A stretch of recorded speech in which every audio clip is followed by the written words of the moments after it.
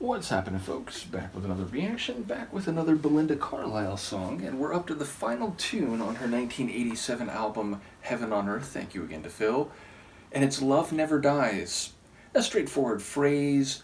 Of course, there are ambiguities, meaning, is this a singular love for a particular person that no matter the amount of setbacks, no matter the amount of difficulties they face, their love never dies for each other? Is it about keeping love alive in a single person, even if they go through relationships, have disappointments, heartbreak, and so on, but they believe in the feeling, they don't stop hoping that the love might find a more permanent home, or at the very least that love will keep propelling them forward and looking to new opportunities? Is it about love on a grander scale, the idea that one of the things which distinguishes humans is the ability to love, and thus, no matter what hardships are going on in the world or in individual lives, love on some level, in some time and place, never dies? I feel like you could go some different ways on some different levels with it. Maybe it'll be none of those things. Let's see what it is in practice. This is Belinda Carlisle.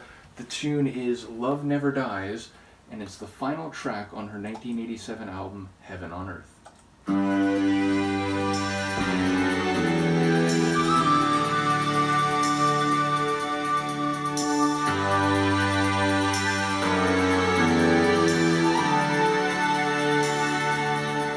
I never knew how long a day could be. It was winter and the sun was shining. Beyond the shadows I could see. It was winter and the wind was blowing. Love never dies. I know that true love never dies. The seasons end and time moves on, but true love never dies. I look at a picture I took of you. Now it's winter and the colors fading. I just sit here while the wind blows through me. No matter how hard I try, can't stop this feeling. Love never dies. I know that true love never dies.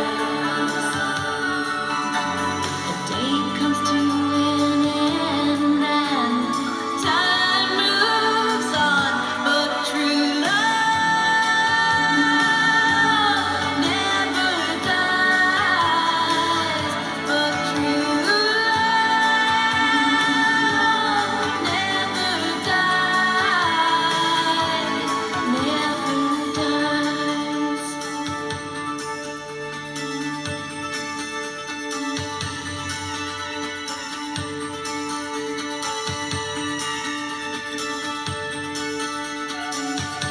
Now I don't want to be wanting you. It's been 3 winters and my heart's still crying. Love never dies. I know that true love never dies. A day comes to an end and time moves on, but true love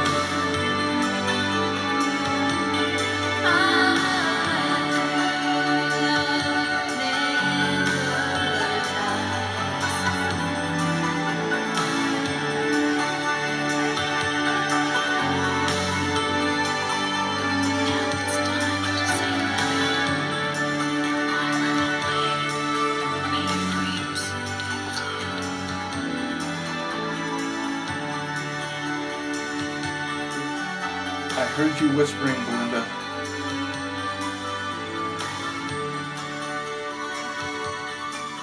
A very long fade out, which on an album ending track I think is not terribly uncommon and a fair way to end an album. People know I have a long running commentary about fade outs, and I think I've learned to be more accepting of them, especially if they are the final, or if it's on the final track of an album. But yeah, so first I'll talk Sonics. There is a real powerful feel, even if it's, it's not fast paced, it's not terribly explosive in any way, but it definitely has a lot of power in it, including in Belinda's vocals, which really reach high up to the sky twice in each of the choruses. So yeah, I enjoy her vocal performance, and I think there was some layering of her voice, and then as I mentioned right near the end, I could hear her whispering. I'm not quite sure what she said, but yeah, there's definitely some whispered lines at the end, so a dynamic vocal performance, some different stylings, and again, I think there's some layering of her voice. But yeah, it feels like it is about her and one other person, but I feel like it's also making a statement about love itself, about true love specifically itself. So not so much about love as representative or characteristic of humanity as a whole, but the way that love, no matter what two people you're talking about, like it's a specific example here, but I think the statement is about true love, that it never dies. Time can pass, days can end, seasons can go by, years can pass, but if it's true love, it's never totally gone. Pictures can fade, the color isn't as vibrant, you might not be with each other anymore, there might be a degree of separation, but if there was true love there, then it never really dies. And even if it's not in a position to be immediately relevant, it's still there. The feeling is still there. So I think that's essentially the point being made. And I think we get a more specific reference. Like at first it was like, okay, so the picture's faded, it's making me think of Thompson Twins' Hold Me Now, although again that track has kind of a lyrical twist. But at first it's like, oh, there's this faded, tattered and torn picture on the wall. So you get a sense they used to mean a lot to each other, but maybe not so much now. Now again, that tune, it's like, oh wait, is this part of this game that we play? And we kind of go in these cycles. Here it feels like it was more of a final and still ongoing separation. But at first it's like, okay, so the picture's, faded, it's not as vibrant. Talking about seasons passing and, the days come to an end. So we're talking about like time cycles as we humans here on Earth experience them, and we sometimes use them to define phases of our life, phases of being involved with someone. And then we hear like, oh, it's been 3 winters, and there's a bit of visual, like it's winter but the sun is shining down, and then we hear like, oh, it's been 3 winters I think since they've been together, so we can just extrapolate that to 3 years. And that is a lot of time in the world of human existence, but she seems to be saying that the love, it's still there, it's still just as strong. So it doesn't matter that time moves on, it doesn't matter that we're not in front of each other anymore, it doesn't matter that the years have gone by, it's still there, because true love, it never dies. Unlike a year, unlike a day, unlike a particular situation, it never dies. So I feel like that's the point being made here. It's a powerful sentiment, and I think she conveys that in her vocal performance. So yeah, I especially love, at first I was like, oh, that like kind of backing soulful melodic touch. Is that a guitar? No, I think it's a saxophone. Wait, no, is that like a flute? I mean, I think there was a flute like right at the start, but yeah, there was this element in the background, and who knows, maybe it's just like a keyboard chord, but my best guess is that it was a brass instrument, or again like a keyboard kit meant to sound like brass.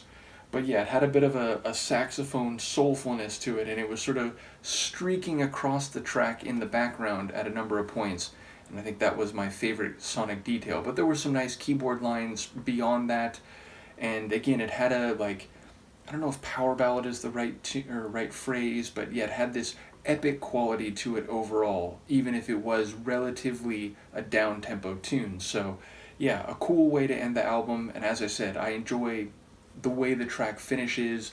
It's a long, subtle, and gradual off-ramp, and just leaves you with this feeling. And I think like sonically there were, that the title phrase, or the chorus phrase, it was repeated and repeated and repeated.